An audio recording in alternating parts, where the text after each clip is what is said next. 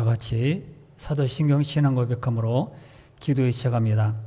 전능하사 천지를 만드신 하나님 아버지를 내가 믿사오며 그 외아들 우리 주 예수 그리스도를 믿사오니 이는 성령으로 잉태하사 동정녀 마리아에게 나시고 본디오 빌라도에게 고난을 받으사 십자가에 못 박혀 죽으시고 장사한 지 사흘 만에 죽은 자 가운데서 다시 살아나시며 하늘에 오르사 전능하신 하나님 우편에 앉아 계시다가 저리로서 산자와 죽은 자를 심판하러 오시리라. 성령을 믿사오며 거룩한 공예와 성도가 서로 교통하는 것과 죄를 사하여 주시는 것과 몸이 다시 사는 것과 영원히 사는 것을 믿사옵나이다. 아멘. 찬송가는 94장입니다. 94장 다 같이 찬양합니다.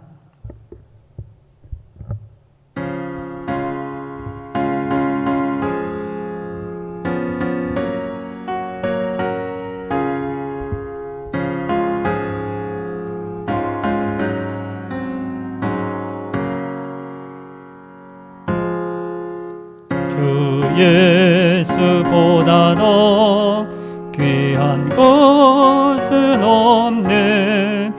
이 세상 부귀와 바꿀 수 없네. 영죽은 내 대신 돌아가신 그 놀라운 사랑 잊지 못해. 세상 즐거움 다 버리고 세상 자랑 다 버렸네. 그 예수보다 더 귀한 것은 없네. 예수 밖에는 없네. 그 예수보다 더 귀한 것은 없네. 이 세상 생명 바꿀 수 없네.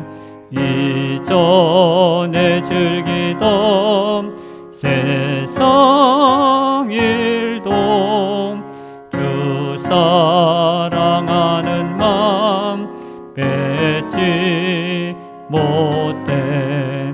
세상 즐거움 다 버리고 세상 자랑 다 버렸네.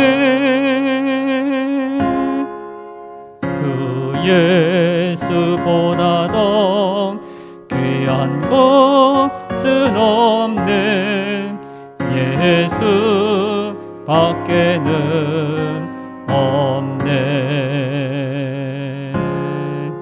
그 예수보다 더 귀한 것은 없네. 이 세상 행복과 바꿀 수 없네. 유혹과 핍박이 몰려와도 주 섬기는 내 맘 변치 않아. 세상 즐거움 다 버리고 세상 자랑 다 버렸네. 그 예수보다 더 귀한 것은 없네. 예수 밖에는 없네. 아멘. 하나님 말씀은 잠언입니다. 잠언 1장 33절 한 절만 읽겠습니다. 잠언 1장 33절입니다. 912페이지입니다. 912페이지 오늘은 20절부터 마지막 33절까지 살펴봅니다. 33절 한 절만 읽어드립니다. 오직 내 말을 듣는 자는 평안히 살며 재앙에 두려움이 없이 안전하리라. 아멘. 여러분, 공부 잘하는 사람과 못하는 사람의 차이가 무엇일까요? 보통 우리는 말을 할 때 머리가 좋은 사람은 공부 잘하는 사람, 또 머리가 나쁜 사람은 공부 못하는 사람이지, 그렇게 말을 하죠. 그러나 그렇지 않습니다.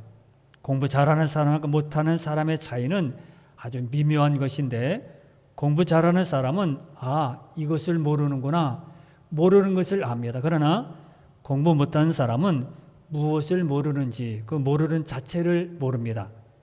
둘 다 모릅니다. 그러나 하나는 무엇을 모르는지 알고, 공부 잘하는 사람은, 또 공부 못하는 사람은 자신이 무엇을 모르는지 몰라요.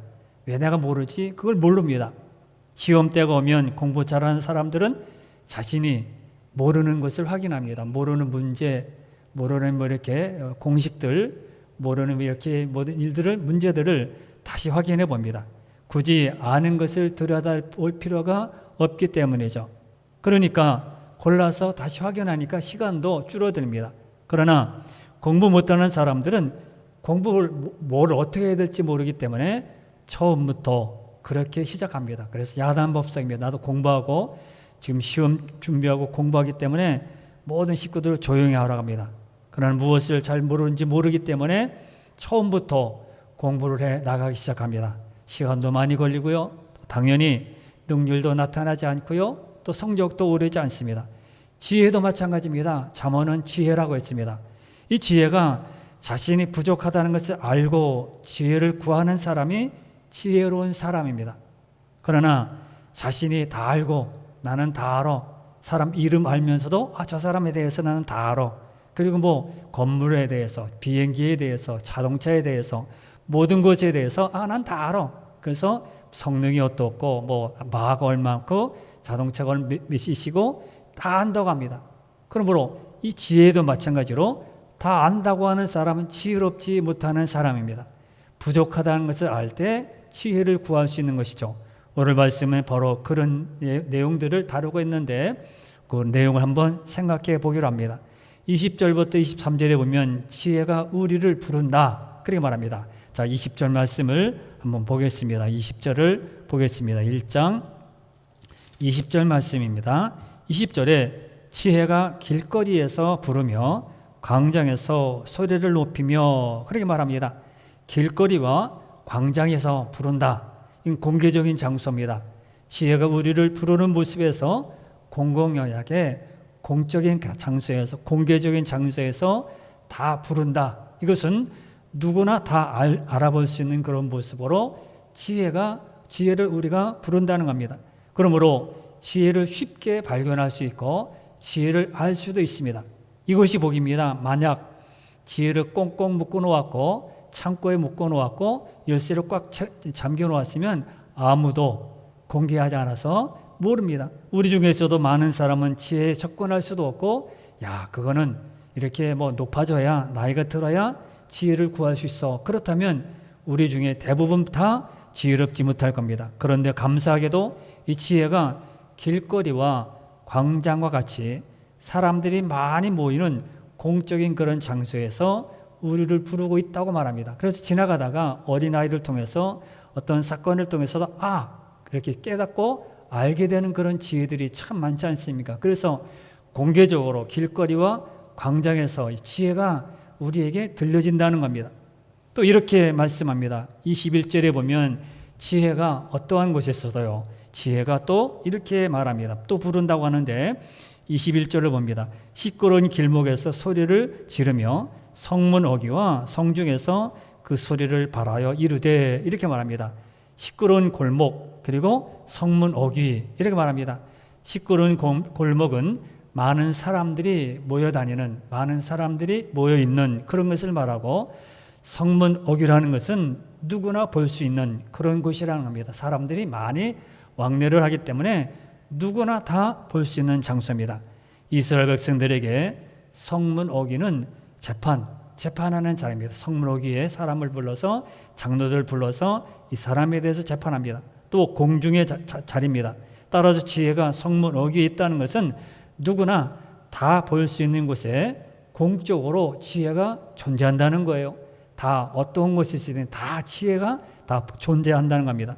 그리고 22절에 보면 지혜가 무엇을 요구하는지, 지혜가 이렇게 공개적으로 공적인 장소에서 나타나는데 지혜가 무엇을 요구하는지 22절에 보면 그렇게 나타나 있습니다. 22절에 보면 너희 어리석은 자들은 어리석음을 좋아하며 거만한 자들은 거만을 기뻐하며 미련한 자들은 지식을 미워하니 어느 때까지 하겠느냐, 이렇게 말합니다. 22절에 뭐라고 합니까? 이렇게 공공하게 당연히 그런 모든 것에 지혜가 또 들려지게 되고 알게 되는데 당연히 안 되는 것인 줄 알면서도 왜 그렇게 하느냐? 들려지고 알려지는데 어리석고 거만하고 미련한 그런 마음으로 그렇게 살아가느냐, 그런 겁니다. 질문하는 것이죠. 그래서 어리석은 짓을 하고 거만한 짓을 하고 미련한 짓을 왜 그렇게 하냐, 이렇게 말합니다. 그러면서 책망하는 것이죠. 지혜가 이렇게 넘쳐나고 모든 사람에게 들려지는데 너는 왜 어리석으냐? 그것을 듣고, 그리고 왜 거만하냐? 네가 말했다고 왜 거만하냐? 그리고 미련하냐? 그걸 받아들여야지 미련하냐? 그렇게 말을 합니다. 그리고 23절에서 이 솔로몬은 23절에서 또 이렇게 말합니다. 뭐라고 합니까? 강조하고 있는데 23절에서 나의 책망을 듣고 돌이키라, 그렇게 말합니다. 지혜는 잘못된 길에서 돌이키는 것이다. 너희들이 듣고 그것을 알았으면 어리석게 거만하게 미련하게 하지 말고 그것을 듣고 돌이키라는 겁니다. 지혜가 우리를 부르는 이유가 바로 여기에 있습니다. 잘못된 길에서, 어리석은 길에서, 거만하고 미련한 길에서 돌이키라는 겁니다. 우리가 하나님께 감사할 이유가 여기 있습니다. 하나님께서 지혜로 우리를 부르신다는 겁니다. 여러 가지로 많은 현상에서, 자연 현상에서 우리를 부릅니다. 화재 통해서, 또 재난을 통해서, 홍수를 통해서, 눈이 많이 오는 것을 통해서 우리를 부르십니다. 세상의 모든 이치는 그러기 때문에 여호와께 오라는 겁니다. 우리를 미련한 상태로 버려두지 않고요, 또 어리석은 상태로 버려두지 않고 지혜 가운데로 우리를 부르신다고 말씀합니다. 우리가 소망을 가질 수 있는 이유가 여기 있습니다.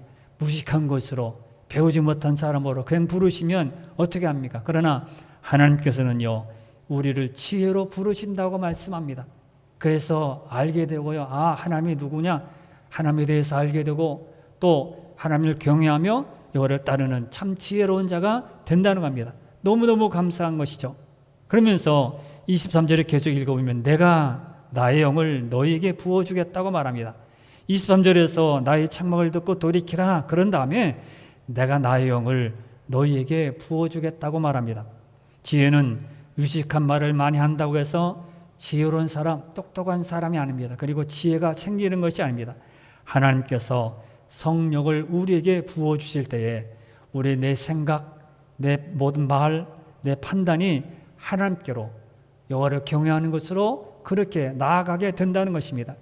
그러므로 지혜는, 우리는 항상 오해를 합니다. 착각을 합니다. 사람들은 지혜로운 사람, 그러면 미꾸라지처럼 잘 빠져나가고 또 일에 있어서도 이렇게 막힘이 없이 잘 처리를 잘하고, 그리고 공항에서도요, 이렇게 30kg만 짐을 싣고 가는데 40kg 이렇게 어떻게 해서 40kg 싣고 가면 아우 지혜로운 사람이네, 어떻게 그렇게 지혜로워, 이렇게 이런 것으로 오해를 합니다. 특별히 다른 사람보다 특별한 것, 다른 사람에게 같지 않은 다른 것이 있는 것, 다른 사람과는 다른 무엇인가 있는 것, 이런 것을 지혜라, 그것은 참된 지혜라 착각을 합니다. 그러나 성경에서 말하는 것은 그것이 아닙니다.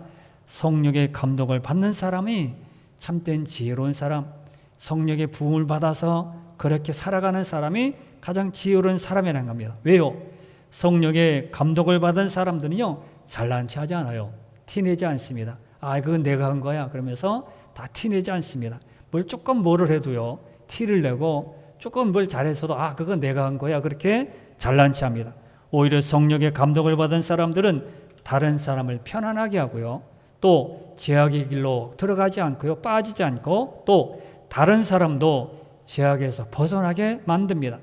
자신의 힘으로 하는 것이 아닙니다. 성령의 감동으로 그 지혜를 받아서 그렇게 사람들을 이끌어갑니다. 지혜의 영이신 성령께서 우리 마음에 그렇게 임하게 하셔서 그렇게 역사하시는 것입니다. 그러므로 지혜는 다른 것이 아닙니다. 하나님의 말씀이 지혜예요. 23절에 보면 내 말을 너희에게 보이리라 그렇게 말씀하잖아요. 하나님께서 당신의 말씀을 보이신다고 말씀합니다. 당신의 말씀을 우리에게 보여주신대요. 감춰져 있고 그냥 숨겨져 있는 것이 아니라 그렇게 우리에게 보여주신다. 그렇게 말씀합니다. 그 말씀을 받아서 그 말씀대로 행하는 것이 참된 지혜입니다. 말씀이 지혜라는 사실은 33절에도 나타납니다. 오직 내 말을 듣는 자는 33절에 보면 그래 말합니다. 33절 앞에 보면 오직 내 말을 듣는 자는 이렇게 말합니다. 아마 앞에 처음 시작할 때 읽어드렸습니다. 주님의 말씀을 듣는 것이 지혜라는 사실을 강조하면서 결론을 맺고 있습니다. 주님의 말씀을 잘 듣는 자가 지혜자인 것은 주의 말씀을 듣는 자는 평안히 살기 때문이라 33절에 말합니다.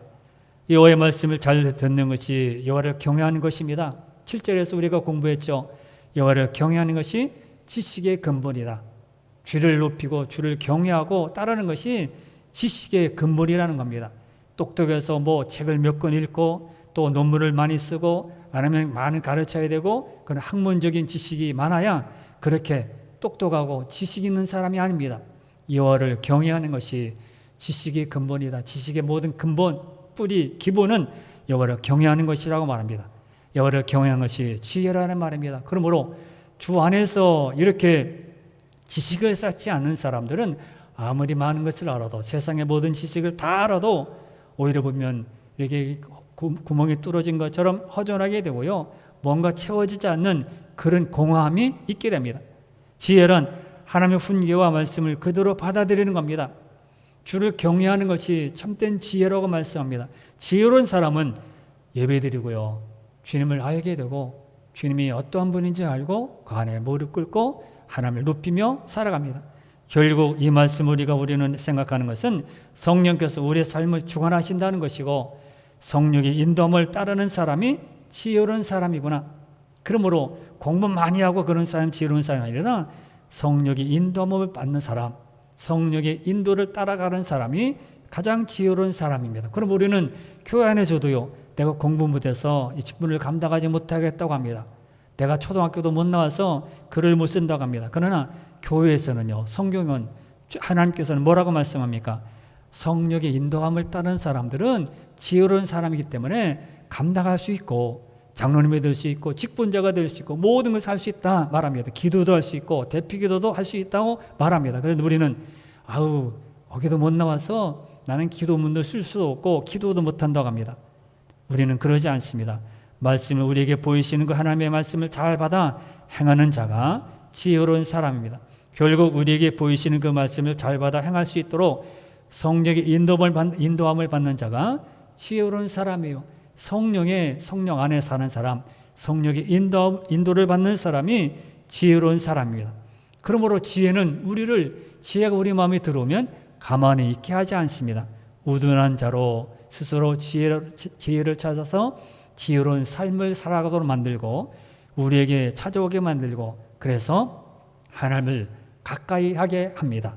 하나님께서는 우리를 이렇게 사랑하고 계십니다. 그러므로 이 시간에 우리가 기도하면서 마음에 담고 있어야 될 것은 하나님께서 우리에게 지혜를 주시기를 원한다는 것을 알고 항상 우리는 주 안에 있어야 합니다. 주 안에 있으면 어떻습니까? 구원받죠. 주님이 우리에게 은혜를 주시고 인도하시죠. 우리 생애의 모든 것을 주관하시죠. 이렇게 지혜를 주시죠.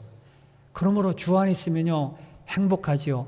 주 안에 있으면요 얻는 것이 너무너무 많습니다. 그런데 우리는 주 안에 있으면 뭐가 떨어지나 뭐가 들어오나 그럽니다. 그러므로 우리는 이런 지혜를 항상 생각하고 기도해야 합니다. 나는 기도 못해. 그것이 아닙니다. 나는 그러지만은 하나님께서 주신 그런 지혜로. 그래서 어르신들 보면요 초등학교도 못 나왔죠. 어르신 때에는. 그런데도 성경을 읽고요 성경을 쓰게 되고요 그렇게 한글을 기록하는 사람들을 가끔씩 보게 됩니다. 뭡니까? 하나님께서 성령께서 그를 인도하셔서 성경을 읽게 하고요 쓰게 하게 만드신 것입니다. 하나님께서 우리를 부르신 모습은 너무나 분명합니다. 그런데 세상 사람들을 보면 이렇게 분명한 하나님의 음성에도 대반응이 어떻습니까? 각기 제 길로 가버리고 맙니다. 이사야 53장 6절 말씀에 보면 구원의 장인데 하나님께서 구원의 길로 예수님께서 십자가를 지시는 모든 것을 말씀합니다. 그래서 고난주간 때 많이 읽는 내용이 이사야 53장입니다. 거기 내용 중에 6절 말씀에 보면 이렇게 기록하고 있습니다. 6절을 읽어야 됩니다. 우리는 다양 같아서 그릇 행하여 각기 제 길로 갔거늘 여호와께서는 우리 모두의 죄악을 그에게 담당시키셨도다. 예수님 뭐라고 합니까? 연한 순같이 이렇게 매일 양같이 순종하는 그런 양으로 표현하죠. 그래서 우리는 그렇게 십자가를 지시는데 우리는 다른 길로 그릇 행하여 각기 제 길로 갔다고 말합니다. 왜 그럴까요? 이렇게 제 길로 왜 갈까요? 지혜롭지 못하기 때문입니다. 지혜가 없기 때문이에요. 하나님을 찾는 지혜가 없기 때문에, 예배드리는 지혜가 없기 때문에, 성령의 인도를 받지 않기 때문에 이렇게 제 길로 가보려고 하는 거예요. 가끔씩 성도 중에서도 믿으면서도 이렇게 엉뚱하게, 믿으면서도 엉뚱한 말로 엉뚱한 행동할 때가 많습니다. 하나님을 아는 지혜, 그런 지식이 부족하기 때문이죠. 자신들이 바로 하나님의 은혜와 하나님의 음성이 필요한 자들인 것을 알지 못하기 때문입니다.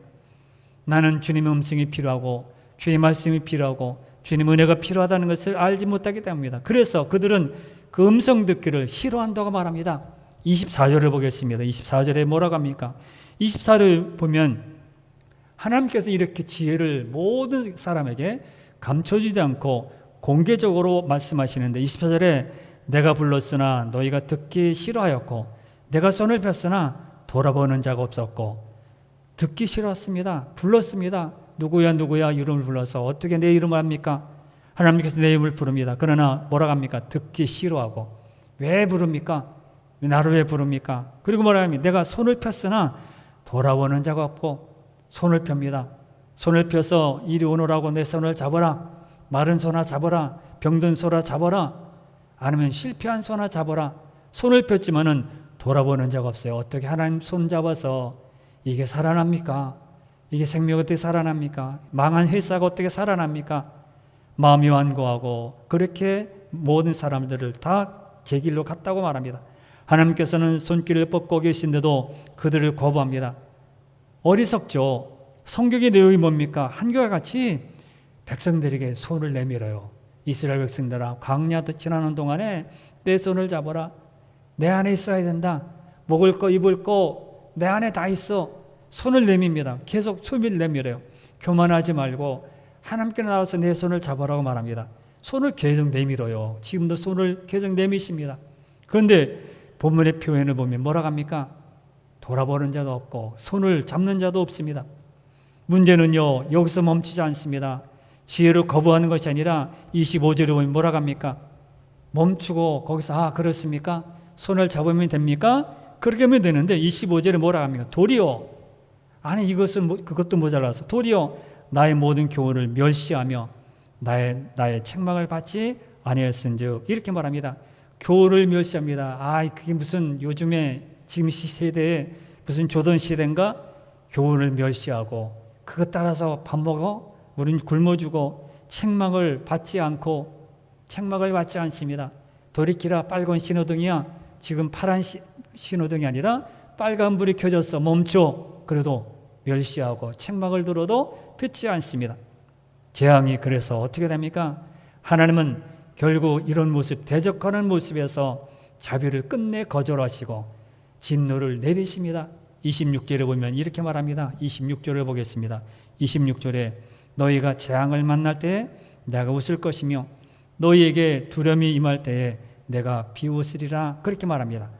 하나님께서는 재앙의 날, 두려움, 너희들에게 이렇게 재앙의 날이 임할 것이라 그렇게 말을 하면서 27절에도 뭐라고 합니까? 27절에서 계속 말하기를 너희 두려움이 광풍같이 임하겠고 너의 재앙이 폭풍같이 이르겠고 너희에게 근심과 슬픔이 임하리니. 너에게 재앙이 폭풍같이, 폭풍이 얼마나 아무리 사람이 막아도 막을 수 없습니다. 근심과 슬픔이 임한다고 말합니다. 듣지 않고 손을 내밀어도 붙들지 않는 백성들에게 주님께서는 이렇게 말씀합니다. 그렇게 재앙의 날에 너희들은 임할 것이다. 심지어 28절은 이렇게 말씀합니다. 28절을 보겠습니다. 그때에 너희가 나를 부르리라. 그래도 내가 대답하지 않으겠고 부지런히 나를 찾으리라. 그래도 나를 만나지 못하리니. 이거 어디서 많이 들은 말씀이죠. 이스라엘 백성들에게 그렇게 양보하고 오라고 해도 오지 않는, 너희가 나를 부르리라 해도 나는 대답지 않는다. 불러도 대답지 않는데요.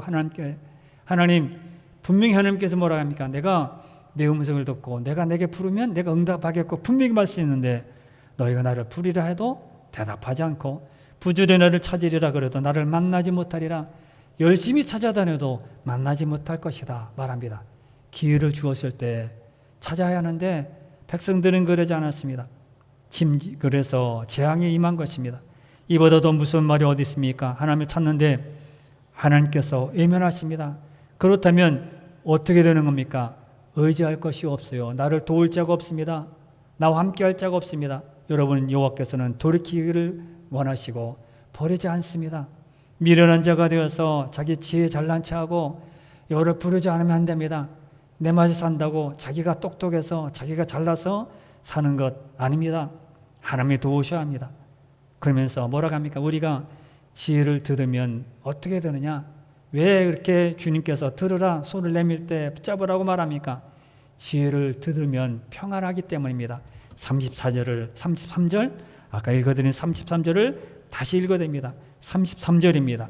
오직 내 말을 듣는 자는 평안히 살며 재앙에 두려움이 없이 안전하리라. 할렐루야. 은혜입니다. 주님 안에 은혜가 너무너무 많아요. 오직 내 말을 듣는 자는 그럽니다. 하나님의 음성에 하나님의 말씀에 아멘 그렇게 할 때에 주는 평안을 얻는다. 평안히 살게 된다고 말합니다. 평안, 샬롬은 하나님과 우리 사이에 평화를 주신다는 겁니다. 이는 하나님과 우리 관계가 완전한 관계가 되는 것을 말합니다. 껄끄러운 관계, 저 사람한테 가면 안 되지 그래서 껄끄러운 관계가 아니라 평안, 샬롬, 온전한 완전한 관계입니다. 그래서 무엇을 원하든지 다 들으시는 관계입니다. 하나님은 당신의 자녀에게 지혜를 주심으로 평안을 누리길 원하세요. 샬롬, 평안 누리길 원하십니다. 그러므로 하나님께서 주시는 평안을 누리는 자들에게는 두려움이나 재앙이 없는 거예요. 주님이 평안을 주시기 때문에, 주님이 막아주시기 때문에 두려움과 재앙이 없는 거예요. 이 세상에는 두려움과 재앙이 얼마나 많습니까? 내가 지킨다고요, 내가 안전하게 운전한다고 뒤에 괜찮습니까? 뒷차가 옆차가요, 아니면 신호등이 이렇게 와서 받기도 하고요. 수 없는 그런 일들, 너무 예를 들면 너무너무 많습니다.